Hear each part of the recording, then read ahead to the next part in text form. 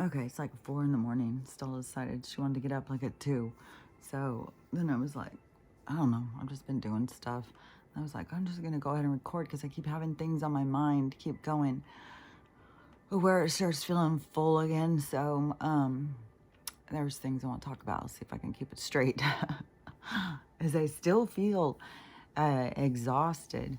Like it's weird because it's just like just a overall like exhaustion, like you put your body through something and I've had so many different thoughts about that, so hopefully I can keep them all straight and remember, because like the gallbladder thing, I remembered what it was when I got my gallbladder out. I was only like 19 or 20, and it wasn't supposed to lift anything for a month, and then I had to move. And so I was out moving and lifting boxes within, I think it was a week or 2 weeks. So I didn't give it the time to heal, and it caused um, the scar to widen. Like, so it did cause separation. And that was like my first surgery. And so anyways, I had that experience. So that is one thing, is like why I'm trying to be really careful on this. But one thing is too is every single thing you do, everything that you move your arms to get the toilet paper, to move something on the counter, to like freaking try and do your hair. Oh my god damn. Everything is like, it takes all this movement with your arms that moves these muscles. And I keep trying to imagine, like, especially where the incision is. And so the incision is like down below. And so I think he made the cut and then pulled up to pull the thing down, is to not disrupt whatever. But I don't know how the muscle fit, especially in mine. The you could feel the implants on the side. My muscle didn't cover the whole thing. That's why they were so ridiculous. I can't even get over it sometimes. Like, so it's been on my mind a lot, thinking about insecurities and stuff like that. And I mean, it was all good reasons why I felt insecure. And yesterday I tried to put on some of my dresses to see like how they fit. Because when I got the dresses, so you have a choice when you're buying clothes, is how they're gonna fit, kinda. Because when I put on something that fits the rest of my body, but then my boobs were like, you know, so many times I wouldn't fit in my clothes, and I would have to like wear a tank top and leave something unbuttoned or something. And it was just, I don't know, there was just so many things that just were not me, that I had to become to fit this character. I swear to God, it is like this insecure character that was created. And so so when I was trying on the dresses, you know, they still fit my body part, but then on the boob part where it was like super tight, now it's like super loose and super baggy, where it's like really loose. Oh, and it's funny because it's like this one extreme, because the rest of my body stayed the same, but there's this one extreme on this one part of the dress. And it's funny too, is because my experience has been so different for so long, and then the experience to change. But then also I have all of this other stuff on my mind, like with the muzzle, and because once it gets healed, and I don't know how long does it take, like, is it like, I mean, in the sense of, like, is it connected enough now that it would be like something would have to tear it again, like re-tear it?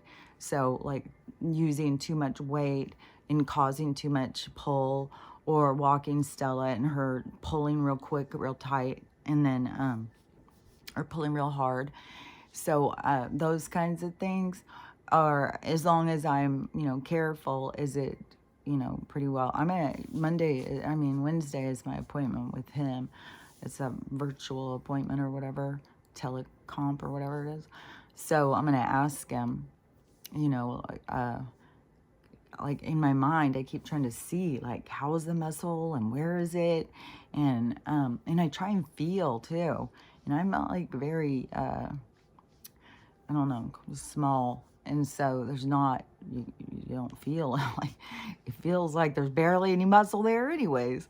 So I don't know. It's like maybe it's this like super super thin piece that I'm totally stressing out about, and it's going to just attach as it goes or something. I don't know.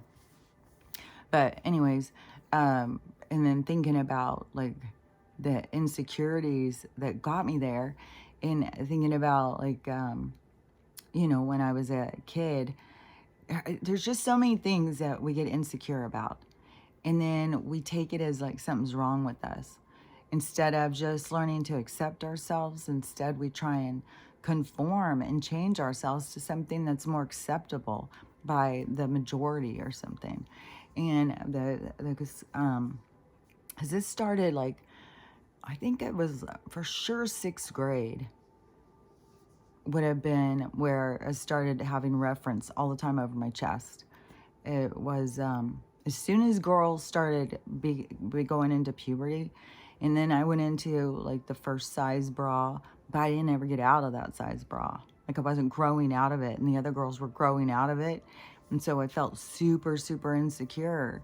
And then plus all the boys would make fun of you and say things, and even girls said things like and they maybe didn't say things to other people, but sometimes I trigger that in people, like they want to say something mean to me or something to, you know, put me in my place. And so and I had, it was weird because after the surgery, the nurses, like I had said, were gathered around me and talking and stuff. And there was such a thing about, you know, nobody should be saying stuff to people about their bodies. And it was like going through my mind of all these different things, because I was thinking at first it was coming into my mind of having the implants and how that turns you into a more sexualized character to a lot of people. Like I'm not even kidding. I have been molested by not just men, but also women, and it got real weird.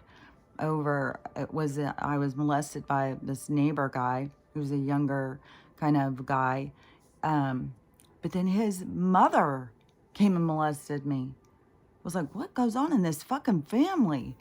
And then there was a whole thing where they were trying to get me to do a threesome with them. I was like, I'm telling you, I've ran a lot of times from these situations. Like, oh no, what?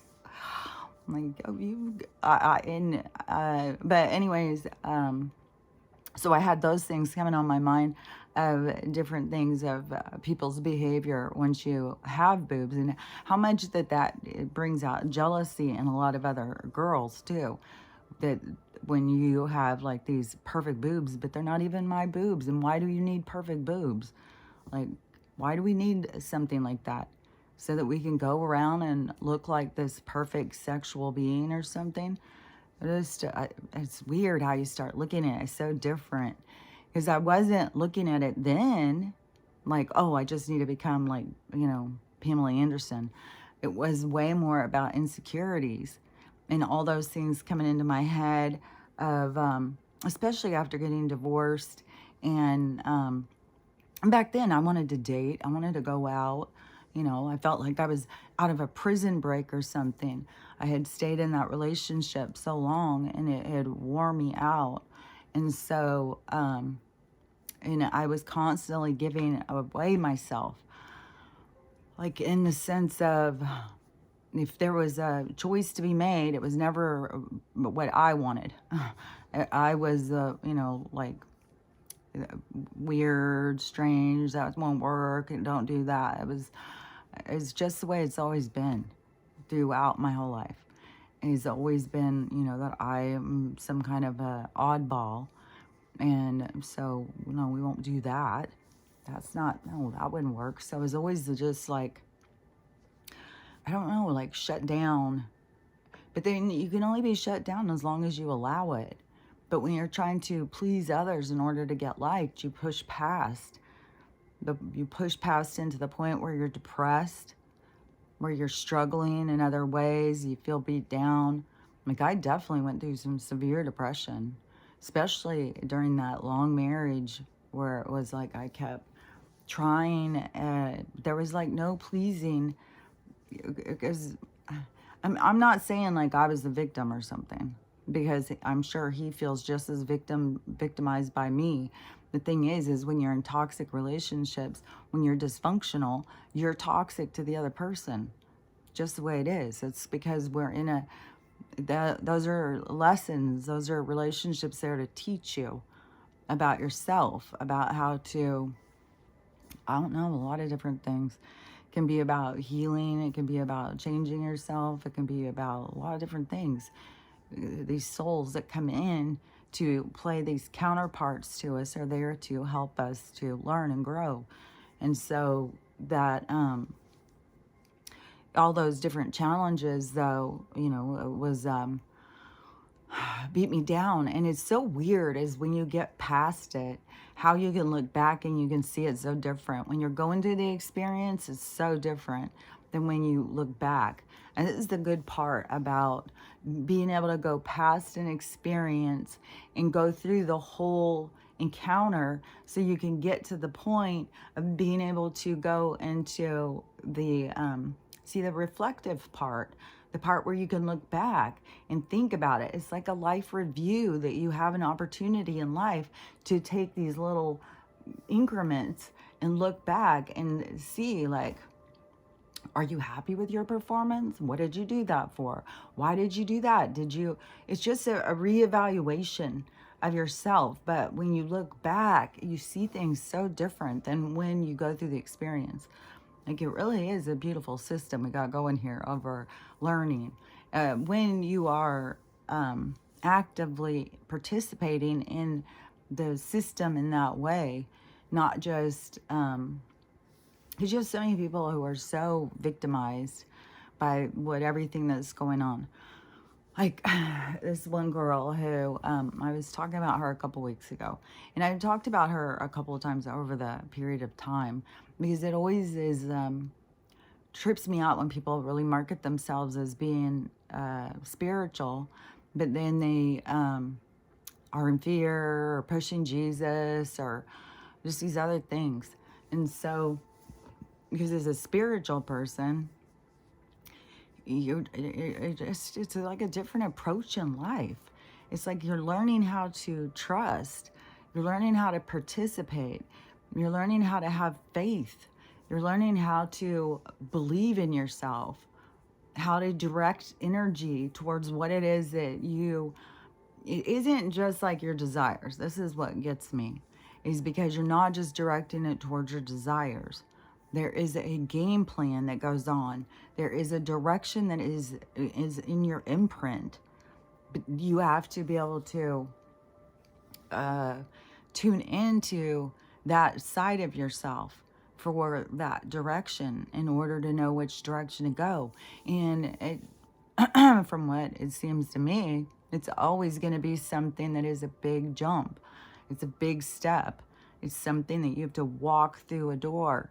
You have to make changes. You have to develop yourself in some way. You got to, it's a change in yourself. And to me, it seems like you have to go through these different experiences that grow and change you throughout. And then you get to, it's like a bigger test. It's like you get these little ones, but then there's always a bigger one to overcome.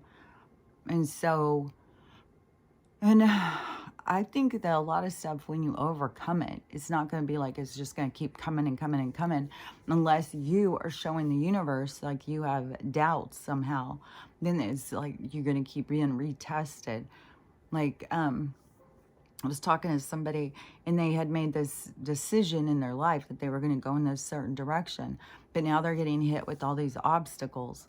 And I said, well, the obstacles will come. Is it's like the universe is trying to see, you really want this? You really want this? And your approach is all got to be your own. Like, I can't just say, oh, well, you just got to do this and this and this. Like, how could I tell somebody that? Like, I'm not walking their life. I don't know what they need to do. What was that I just had seen about, man, something just popped into my head about, we'll see if it comes back. But I can't tell somebody how to approach their problems or their way of looking at things and stuff. It's a development, and it's your own unique development. I can just kind of tell you like what I'm doing, how I'm doing it, and what is happening, what I understand what is happening on the planet, which is a lot different than what a lot of people. But so on this one girl, what she was saying about this Schumann resonance, you know, it's going wild. It's having a lot of big whiteouts, having like a big dark spot. It's having all sorts of wild stuff. And the anomaly, the weather anomaly is still going all over the place, wreaking havoc. And there's still things about now, even somebody's saying like, well, was it some kind of blast or something? There's definitely something going on. Like, that's just something, you know. But it all is leading us to a certain thing. It's not something we need to fear, even though it can be a storm or something that's going to wreak havoc and stuff. But that is where we have to, out of awareness, just always go to safety. Take care of yourself. Keep going to safety. And if something happens still, oh, it's meant to happen. And you can't run from what's inevitable. There's no tricking destiny. That is impossible. And even when somebody thinks like, oh, well, I had a mishap, you know, I could have died, I would have died or something. No, that is like something that happens to wake you up, really, because you can't die unless it's your time to die.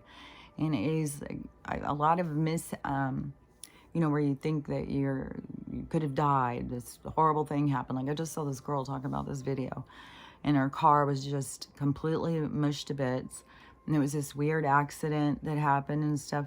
But she found herself, because when it was starting to happen, she said she was sitting at the light, and a big truck was barreling up behind her, and she heard it loud in her head that it's not going to stop. Right as that happened, because that is your inner communication, right as that happened, that it knocked her out into the intersection with all the oncoming traffic, and this big 18-wheeler started jackknifing, trying to not hit her. And she knew it was going to hit her. Like, she was hearing this stuff in her head and seeing this stuff, but there was nothing she could do. And then all of a sudden she was in a ditch. And her car was in the intersection, just mushed to bits. And she was laying over inside of a ditch. And she was reevaluating how the hell did she get in the ditch, because her window was up, there's nothing broken, and there was no way that she could be out and be in a ditch. Well, yeah, there is, because this world is full of magic. But people start really getting all like so confused, and they think they dodged a bullet or something. No, stuff that happens because it's supposed to happen that way. And what she should be, I say should, like there is no should or shouldn't. Everything is an escapade of lessons. So there isn't a part where, well, you should have figured it out. No, but what she could have looked at was to see life on a deeper spectrum, a life as more of a spiritual being. But that is how trapped everybody is in this three-dimensional world, and they think they're escaping death or something. No, you're just being reminded that this place is magic, that this place is not what you think it is. And death isn't real. You can come out of your body. Like, there's a lot of things. So so what was I talking about with that? So I think I finished talking about that girl. I was just trying to think of because I did look at some videos this morning, so I was trying to think, was there, because there was, oh yeah, because I keep seeing these videos of these girls. They're like, oh, I went and got my first Botox. Watch how my face freezes. And so they do these videos each day doing all these muscles and trying to move all these things, you know. But then as their face freezes, so they're showing this, so, like this trend, I don't know, these girls going and getting Botox for the first time or how many ever times or whatever. But it's just so weird is how that's going. At the same time, you have these people who are being hospitalized because there's some kind of a bad Botox stuff. I don't think it's just like a bad batch, but I think it's there's more going on. There's more criminal activity going on with it or something. But it is causing people to get really sick because they're putting botulism right in, and it's like it's bad. Whatever's going on, it's bad. And then plus so you have all these girls that this is happening to. And then you have these other ones who've been getting it, like me, who had it a few times 20 fucking years ago. And I was just trying to think, was that 20 years ago? Yeah, it was like back when I was being a nurse.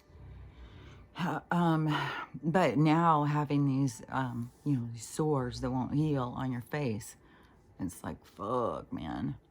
And I know, you know, what they do with sores that won't heal on your face. And I don't know if I even told you guys about this one lady on TikTok. I don't understand. She had some, like, I went back and looked at videos to see. Because when you see her videos now, it is wild. It is like, I was trying to think, what was that guy's name? Jimmy Durante? Was it? Like, it was an old actor a long time ago, and he had this really huge nose, and I don't even remember if his nose was that big or they just did cartoons and stuff always making fun of this guy's nose or something. But anyways, when I picture a big nose, I picture this guy's nose because it was kind of this weird shape and stuff. And so this lady, she has a nose that when I saw it, I was like, oh my God, it looks kind of like Jimmy Durante's nose, if that's his name. Because it kind of goes out and it's really big and red and has this, but hers has got like, oh man, it's freaking giant. It's like her nose is about like this big on her face, and it sticks out like about, I don't know, like way beyond a regular nose. It's a giant growth. It's a fucking giant ass tumor growing right on her fucking face. And when you go back in the videos, she had some type of melanoma, and you see when it very first started, and it is this weird red growth thing, and she just let go. She's just like, let's go. And I guess in her videos, she doesn't even mention it. She just does videos and doesn't even talk about her damn nose. It's like, how can you, but she's just like, it's fine. She's not concerned at all. It's like, that is fucking cancer. It's eating like, and like, think about like how close that is to like your sinus, your, I'm hearing sphenoid, but this is like fucking close to your brain.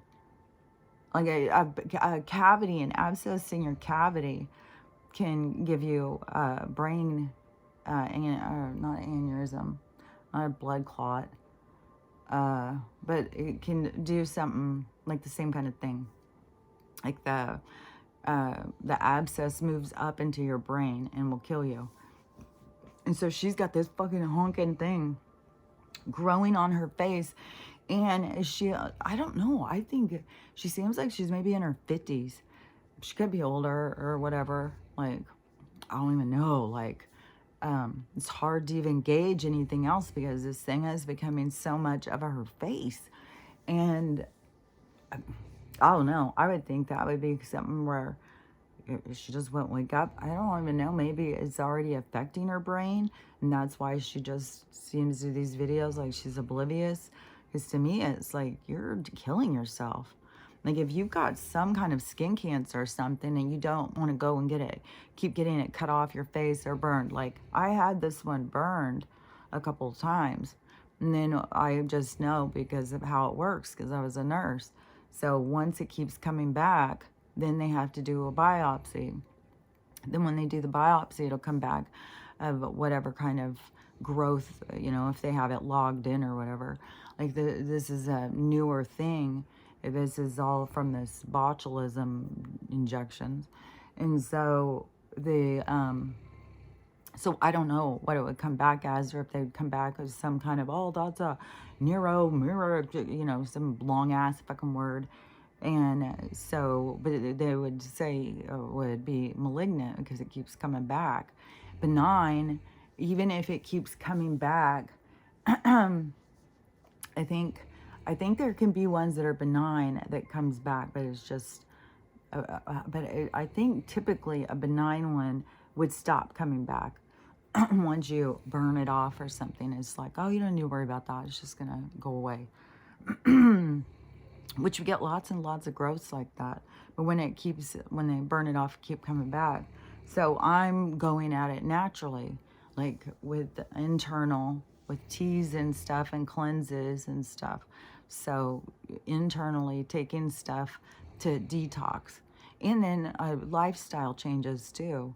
Like living in a lifestyle where you are focused more on your health. And so you don't take in all these different additives and chemicals and stuff, even though I did eat some chips. I did. It was at the food bank. They had Hawaiian chips. And I love those things. I love the barbecue Hawaiian chips the best. But anyways, these were the onion ones. I was like, hell yeah. So I ate those. But, and those are full of chemicals and stuff. Then I even knew, like, oh my gosh, that could even make it, well, like I'm healing, make it more harder because like I was saying, like the added inflammation and the inflammatory responses that our body puts us through. And then we just try and shut it down when your body is trying to do something. It's trying to react. It's trying to tell you something. And then to just go take medication and tell it, shut up.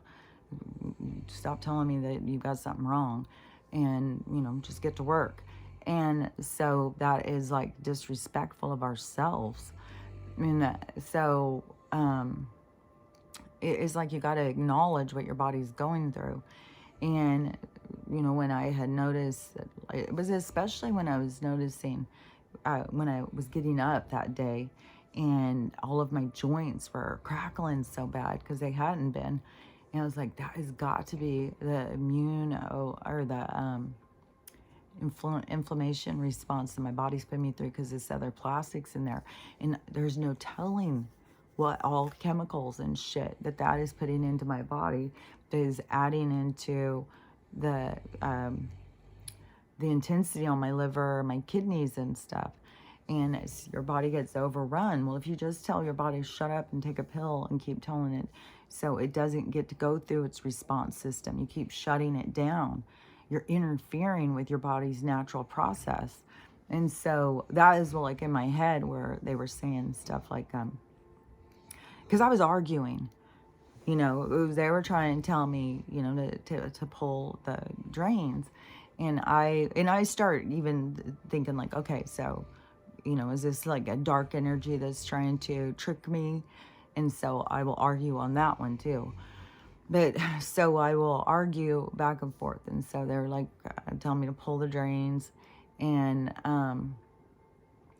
showing me, like I could see very much the reaction inside my body. And so then I would have the doctor's stuff come into my head and hearing what he was saying. And so then I was like negotiating and, okay, well, I'll do it in the morning. I'm going to pull it. Like it was this whole fucking thing. I'm not even kidding you. When you start conversing with them, you'll know what I'm talking about. It's like long conversations of, well, it depends on your relationship too. with your own team or your own guides or your own higher self, whatever it is. And so the as oh yeah, because it was something then where, and I was feeling all this itching. There's still some itching, and so I don't know if that is like chemicals that were left inside there, but I think it also is something about the healing. So I think the itching is also from the healing that's happening. So I don't necessarily just think the itching inside of me, but boy, those fucking things were itchy. Like I was so itchy inside of me. Like you can't itch it, you can't even scratch it. And like I said, there's like this weird feeling like where part of it is numb, and then if you even tried to touch it, then you could feel the tubing and stuff, like super uncomfortable. And I keep rubbing this boron cream, and then also this other castor oil, and this other oil that is supposed to help with loose skin. And so I keep rubbing those things on there. But what was I gonna say? Is that aching? Oh yeah, because the itching. But that is when they were like, started saying about anaphylactic. Like, how far do you let something push your body when you keep trying to do something different instead of listening to your body? Like you're trying to follow the rules instead of listening to what your body's telling you. And so there was a lot of that, because that has been kind of in my thing anyways. Like that's something that I talk about. So then I was being pushed in that kind of realm of looking at things. Oh yeah, because I was just watching this movie this morning, and I think it's on YouTube. I think it was called Hot Rod, and it was this old movie from the 50s. And this guy, he went and got this job at this car lot, and he was like this really good salesman. So this guy had tried to get him, and so he came to do this interview and got hired, and he decided he wanted to take this job because he has a sick son, and this guy was going to pay him a lot, and he needed money for his son to get healthier, to get better. And so, and he was married. And so there's a lot of weird, shady stuff in this movie. And they showed like how the car lots started, they would mark cars down, but so that they could get people to finance with them, because that's where they would make all their money back, was financing the cars to people. So they would, oh, that was weird. So they would try and get them to,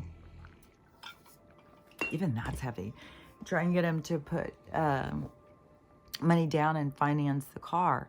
But then they had this whole scam going that they were going and stealing cars. Then they had a chop place that they, I guess, they just change all these parts out and then resell the cars. And so it was this whole criminal thing going on with cars, which this had to be real stuff that they used to get away with. And but the thing in the movie that I thought was interesting was because the guy, when he first found out that they were doing all this shady stuff, he went in and quit. He was like, no way, I'm not going to be involved in this criminal, you know, I thought you were a respectful man. Now I see you're not. Like, it was a big push, like I've talked about before, when I was younger, on integrity and morals. And to the point where if you even, everything was like the devil, and everything was like, people couldn't be good enough. You just weren't good enough. And that is where there was so much attacks on people, like for being gay and stuff. So much attacks on so many different people. Like the amount of horrible stuff that they did to darker skinned people in a certain period of time too was like, fuck, so much. Like, God. As I started to watch this movie yesterday, I couldn't even get past the first few minutes. Sugar Hill or something. And it was it was just horrible. And these cops like beating up this black guy and shoot him. It was just, it wasn't the cops. The cops watched out for the gangsters. And then there was so much stuff about drugs and overdosing. There was such an attack on certain groups of people. But anyways, there was a huge thing about like we weren't moral enough. Like we had to be so fucking perfect. Just like I said, like if you even had sexual thoughts, you're probably gonna be murdering your mother later. Like that's how bad it was. Like it was insane. And I've said before how they've had that in movies. Like there's so much in our programming. Like this isn't something I just came up with. This is full on in our programming. But so in this guy, he quit this job and he left, and he was he was gonna have integrity. Fuck that. I'm not gonna be involved in criminal crimes and risk going to prison when I have a family. And so he goes home to his wife who's bawling and packing because she's got to hurry and get to the hospital because her son's in the hospital and he's so sick. So the guy goes running back to his job. I'm back. Give me that job. And I was like, see what, and there's so many different things in this movie too. Just the way they talk about money, and you got to have money, and you want to have your kid not be sick. You got to, it's just like the whole thing. So much with the programming. But the moral dilemma about what will push you into doing crimes, what will push you into going against your own integrity. A sick child, not having money, being poor. And that is stuff that they have created so much of. So much with poverty, so much with sickness, so much to push people into separating themselves from their morals. Because that is what this, hell is all about, is to separate you from your morals. And so you have to push through and, hold on to your morals are like what you are. Like you think, you are a soul, you are integrity, you are an angel and stuff. So yeah, they're trying to push you to give up what you are. And so that is, like they can't do it. I think it's all just a part of the game. It's part of the fun in the game. Oh yeah, because that one girl who, because she was like, cause she's this big, her account has grown huge, and she talks about spirituality, but talks about it through religion. And then the thing that gets me is, as I've seen her, she just has continued to become more unhealthy looking and not taking care of herself. And that to me is a huge part of what is going on with the spirituality. And if you're not taking care of yourself, then you're caught up in something else. You're caught up in fear. You're caught up in something. And then when she starts talking, and she'll say stuff like she does, she is caught up in fear. She is caught up in, like, yesterday I had to leave work because it was so stressful. She was having such a hard, she said she's just getting slammed one thing after another. And I'm seeing other people too with big accounts being slammed one thing after another. Because a lot of the accounts that grew, it was like a challenge, kind of. I don't know how to explain it. It will make more sense once it spins the other direction. But I can see it playing out. And so, and it is like, there's just some of the stuff that's going to happen publicly for some people, of what, and it's for different reasons. And it's just going to play out this way. And so when you're following about, some of the different people, just pay attention. Because like she was talking about, like, she was having such a hard time. She's struggling with the energies and stuff. Well, when the energies are coming in hard and you're struggling, that is because you are not using them. You're not healing stuff. You can't keep running from stuff and just focus on, like, look at this and look at the rapture, look at this and look at this, and you're just ignoring what's going on. And then when the energies come in, then you start, oh my God, my life's falling apart. Like, so you just got to see it, because there's people, and it just there's something about it, something about the energy. and these certain accounts that people started following because, you know, well, they're popular and they seem to know what's going on.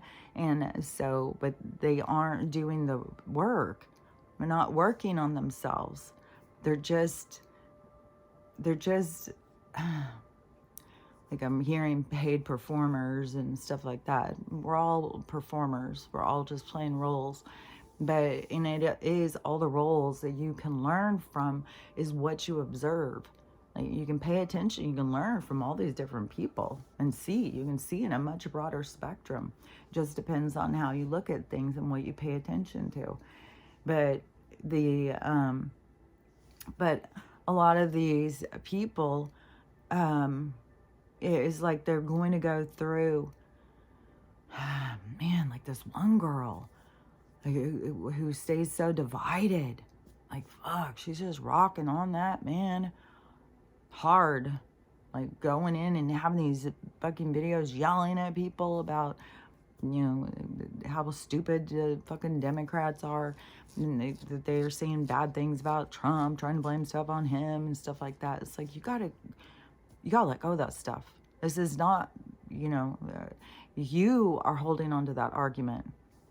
Somebody comes in and says something like that to me, I don't give a shit. I don't have time for your shit. Go fucking figure it out. And but these people look, because it's a part of their awakening. It's part of what they've got to see. And then she's like getting mad at her partner. Her dog's dying now. She's had so many different deaths, so many different things. And those are things to me is like when you're going into, like leading up to my brain injury, there would have been more things. There would have been a lot of little things to try and get me to go on a different track. But I kept pushing ahead. You know, I had it all set.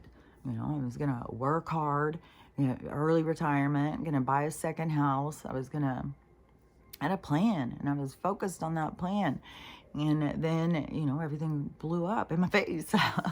But there was things that would have been leading up to that. And it just depends on like what you're paying attention to, and when you're able to start negotiating and reading through the signs and knowing, you know, is this an obstacle? Is this a direction? And it is really good to have clarity over your direction, so you know which direction you're going, because that is, you know, that I've been pushed in a direction, and so I, you know, went in that direction, even though it doesn't make sense to a lot of people, especially when there's people whose accounts, you know, go way up. But then I'm watching and I'm like, yeah, but they aren't doing so good. Like, they aren't focused on healing. They're not focused on themselves. They keep talking about this weird stuff. It's like, so that has to play out. There's something about it. But I'm just noticing that with a lot of big accounts. And a lot of larger accounts are really falling apart. But that was a part of the thing, to show people, show yourself. It depends on where you are in this diagram. You know, if you are somebody who's out following all these different accounts and just hanging on every word, like, because even to me, I don't know. I don't know. Because, I don't want to say anything bad about David Wilcock, as he had such a good significance, you know, and I'm sure he's just trying to figure it out. But he's caught up too, like, I think, you know, on the money. He's going, I don't know. There's like, sometimes you just gotta, I don't know. I don't want to. But anyways, so he's going live all the time. And I don't know what he's talking about anymore. I don't go in and listen. He's probably just repeating old information, which is new information to people who have never heard it. But yeah, back in the day, well, he was kind of really egotistical. He seemed like he was way up on this high stage. But now, throughout all this stuff, he's been knocked back a peg or two. And so he's just trying to make it. And to me, it is like, he's already made his mark. Like, he's David Wilcock. He's like David Icke. I mean, these are certain people throughout um, these different communities of where, you know, we were conspiracy theorists or weirdos or whatever, believing in aliens and stuff. There's certain people who have made their mark in society. Like, and I don't know, I just feel like David is kind of lowering himself by going live to try and get money to make it, even though, you know, there's that's a part of our society right now. Is everybody like, that's the side gig, that's, you know, go at it and try and make money that way, which, you know, he's making money off his own reputation. Like, people are going to listen to him because, I mean, he's got like 30,000 people who tune in to listen to his videos and stuff. So he's popular. But it's just like, I don't know, when you're somebody who has followed him so long, and then it's like, dude, you don't need to lower yourself like that. But I don't know. Maybe he does. Maybe he's not getting speaking engagements and stuff like he was. But, and also his books, like, I don't know. Maybe he's just not good at money management. But it all has to do with each person's lessons. Like, everybody has their own lessons. And some lessons are going to just be really public. And some people are going to, you know. But the thing is on some of these bigger accounts, they just got to humble themselves. They just got to call themselves out and see, like, oh my gosh, I was just so focused on this and I wasn't paying attention to this. Now I've got to really start taking care of myself, focus on my health. I don't know.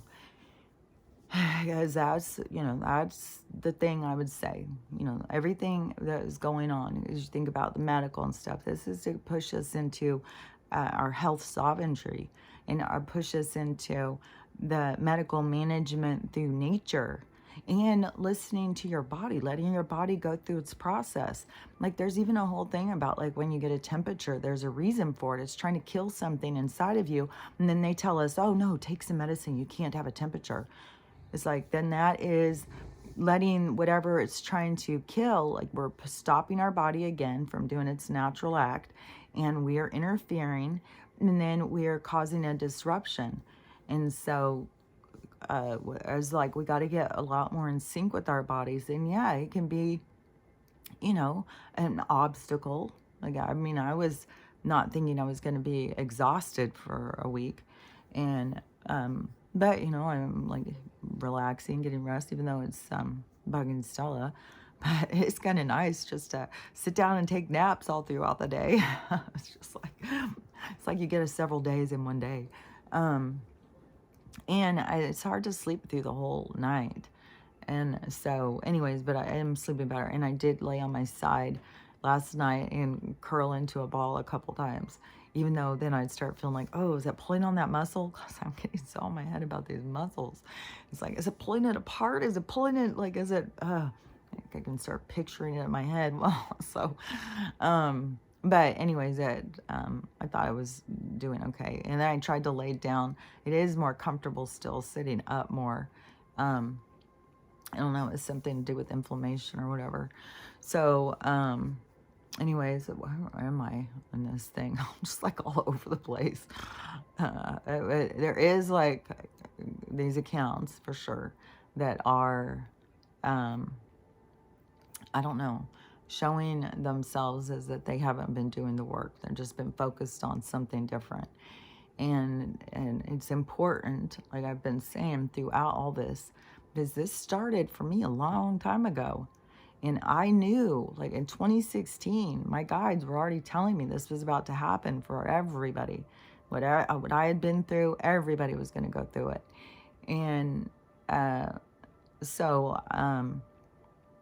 you know, I've known like what you're supposed to be doing and what you're supposed to be focused on. And, you know, just the same thing with your medical sovereignty is your mental, emotional, all of it is you. It's you learning to be you without the interference that is created to consume you. And so it's you becoming yourself. But that takes a lot of trust, because a lot of people don't trust themselves. They're so focused on that, trying to please other people, that they don't even understand how to please themselves. And so that can be a lot of challenges to go into yourself and trust yourself. But everything has to do with healing. Everything has to do with letting go. And even like with this, all of this replaying back of, different things that people have said to me through my life, because it started like in sixth grade. Like, I mean, I was told I was the vice president of the Itty Bitty Titty Committee. That went on for years. And then, so it wasn't just like a childhood thing. No, they kept that stuff going. I swear to God, that was still in high school. Um, it was like so much of your value as a person. And when you were somebody who was coming from a house that was like completely wacky, then, and I felt insecure about that already, I would be standing there and I would always think people know what goes on in my house. People, like, it was really weird, and how insecure it makes you. And then you get so hyper focused on what you look like, especially if you look different than other people. That's a whole learning experience that you go through. And anybody who's gone through it, who looked, atypical in high school, then that is, knows the challenges, and you have to get over it. Now they're not teaching kids to do that. Now they've got kids like freaking just doing themselves in all the time because it's so hard, and people hurt their feelings and stuff like that. This is the people hurt your feelings to help you build up, so that you, not like you become hardened, but you've got to grow a thicker skin. You can't let every single person have an effect on you like that. And especially the people who are the cruelest are the most broken. Like, they've got issues.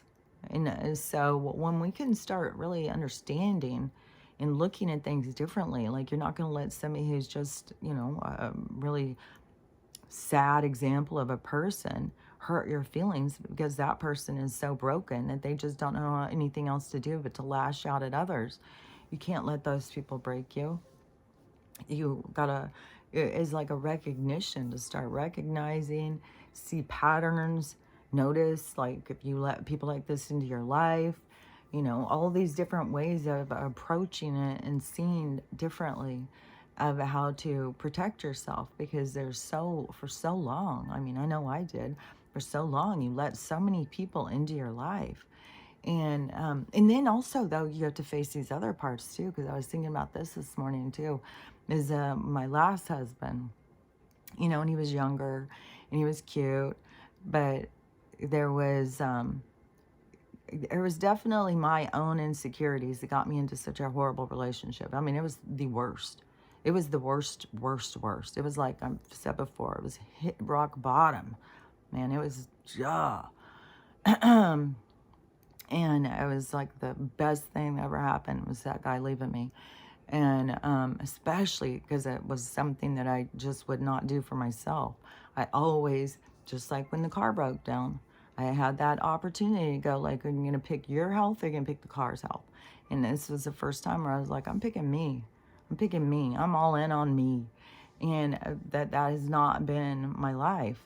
I had to learn to do that. And there was so many different things where I was always picking something else. And so even though I was miserable in that marriage, I just thought, well, I just got to make the best of it and try and look at the positives and think, like, man, it would be such a pain to have to go through all of this divorce and all this money thing and all. And so I was just like, I kept putting it off, thinking, okay, just fucking deal with his shit. And but he couldn't handle it, so thank God. And so but I was seeing it was my own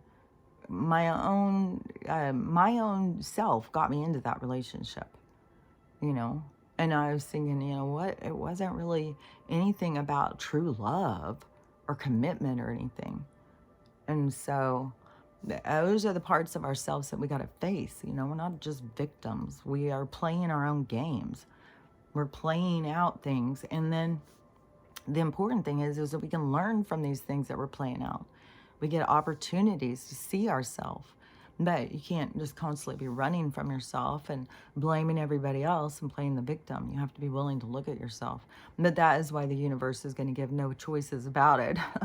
The universe is like, well, you guys aren't looking at yourself, so we're going to make sure you're going to look at yourself. You're going to see it. And that's why I said all these people are making these statements, these ways that they're doing things. It's like they're locking in this certain perspective, and then when everything flips, then that's what they have to look at. They have to see so hard and so strong this certain attitude that they have, this certain way of looking at things.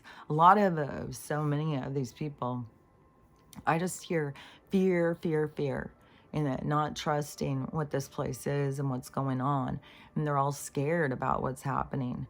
It's like there's nothing to fear. There's nothing to fear about what's happening. Yeah, there's things that are going on that can be scary, but you've got to keep reminding yourself you're eternal. This isn't real. This is a game that you come to play, to come to learn. Like nothing here can really hurt you. And even in the episodes where we think like, oh my gosh, this horrible thing happened, oh, this house burned down and everybody was in it and everybody, no, they don't go through that. Like, go read as many near-death experience books as you need to figure it out. But people don't go through the things that we witness. It's the story. It's a story playing out. So we see something that the soul doesn't experience. The soul, and sometimes the souls can watch too and see. But a lot of times they are way more concerned about the people left behind. They're way more concerned about us because they can feel our emotions and they can sense that we have forgotten. And so many people, when they pass over, they're constantly around their family trying to communicate and tell them, I'm okay, everything's fine. But, you're supposed to have that veil in between. So you're supposed to have that impact. And you're supposed to heal from that trauma, that loss, whatever drama that happened, you're supposed to heal from it. So you're not supposed to just be able to hear them. But then once you get to a point where you are able to acknowledge your lessons and learn and stuff, but also acknowledge this spiritual world, then understand, oh, they're still with me. They're here. They're talking to me. And that's real. Our spirit is real. Our spirits don't go. They continue. And we have groups that we are friendly with. Like we have good friends that we, spend time with, and we come into life experiences to, enjoy life with them, to get to experience with them, and to grow and to learn with them. So that is, it's just different ways of being able to get yourself into learning and to be able to use your things to your benefit. And it's just weird when I see people so many people just keep on with the fucking religion, and even these spiritual people with the religion. But there is a spirituality that isn't this fake, phony spirituality that they're trying to push. It's not just love and light, just focus on what makes you happy and don't think about anything else. It's not anything about that. It is, real spirituality is, it's coming into love with yourself. It's learning from your life experience. It's looking at things in a depth, into a deeper perspective of understanding, and not getting caught up in the board on the game, like you're just caught up in the board. And so start thinking about, I don't know, the rules, other concepts than just what's happening on the board, and trying to get the best piece, trying to make the most, trying to move the fastest. It's like slow down, take your time, question yourself, ask yourself, what am I doing here? Why am I doing this? What am I going to do about that? Why am I doing this? And you will find yourself growing and stuff. These other people who aren't, they're just stuck. They just haven't seen something. There's something that they're going to see when this flips, and only thing I can always hear is just this fear. They don't really trust the universe. They don't really trust And I've had the universe show me over and over and over, like, fuck, I'm sitting here with I'm explanted at this point, and I didn't have the local. Like, just, think about how fast that all came together, really. And I have been focused on it. Like, I have been going in that direction. Like, I'm not joking around about when I was, like, I bought a whole ton of different things. Like, I bought all these bralettes, and then I would get them, and then it wouldn't fit on my chest that I had, and I would keep them because I would be like, well, they're going to fit when I get my explant. So I'm going to keep them. So I was always going in that direction. I was always manifesting towards that. I knew it was going to happen. And then it was just like so many different weird things throughout this experience that showed me so much about the spiritual battle, even the drive down there. It was wild. And how much leading up to it.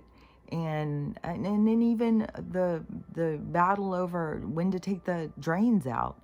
Like, there's been so much, I don't know, to me it's just like so much communication, and that is for teaching, to learn. And so I've learned a lot through their communication, through the signs, through how to navigate and stuff. So you figure out your own way, but you got to get tuned into what's real.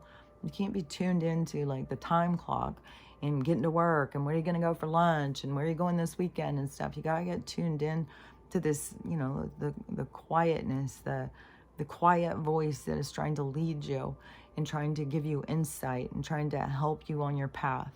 And so when you're on your path, you got to remember to love yourself. That's what it's all about, man. That's what you're here doing, is learning how to love yourself. And it's fun, really. It's wild, because for how long that I was like running from myself. And it's the weirdest thing to turn around and all of a sudden be running towards yourself and be like, jump right back into this flat-chested body and be like, hell yeah. And I'm not kidding. It's like, like I could still be wearing a training bra at this point. Like, never grew past it, except for in artificial terms, which, I don't want to live like that. I want to accept myself. And who says that we have to be perfect? Who says that we have to have these like knockout boobs to make the world happy, make the world a better place by having big boobs? Like, what? So anyways, and I've lived both now, and I can 100% say flat chest is so much more comfortable. So much more comfortable. So I don't know, mine weren't natural. Somebody could argue with me, but I think a lot of women who have naturally large boobs also have shoulder pain, neck pain. Like, it doesn't come with no issues. But it's shocking too when I go in and I start trying to like find this compression bra, and you like, I've got 2 different things on right now. Like, I've gone through so many things trying to find the tightest stuff I can to put on. Nothing gets tight enough. And the Ace Wrap thing, and that is so uncomfortable. So the other one comes today. I'm hoping for better results with that one of being really tight. But yeah, I don't know. Our society has got much bigger boobs. And I don't know if it has some to do with hormone imbalances, some to do with weight inconsistencies, like all the different things. But yeah, it's like, when I'm going in and looking at these things in reviews, and it's all extra large, extra large, extra large. Everybody's got large, extra large, and then all the pictures, all is giant. And so anyways, I'm back to being back to being in this one little boat with not a lot of people on it, I guess. So, but I'm okay with that now. I don't care anymore. I used to feel like I had to fit in to feel more secure and feel better about myself, and be more sexually attractive, and be more, I don't know. It's just silly at this point. Now I just see it differently. Now I look at that as like, what a joke. Now I just feel like, but I've still got this pain to go through, because it wasn't really a joke. I made some bad choices for myself. But anyways, now I'm seeing it better, or more clearly, and feeling better. And so anyways, you got to remember, So that's what it's all about, is learning how to love yourself. And if people aren't talking about that on everything that you're listening to, then they're probably focused on fear. But learning to love yourself, learning how to love everyone, you know, because once you love you, you got to learn to love everyone. So you learn to love yourself, learn to love everyone, and have a loving day. It's a choice. So I'll talk to you tomorrow.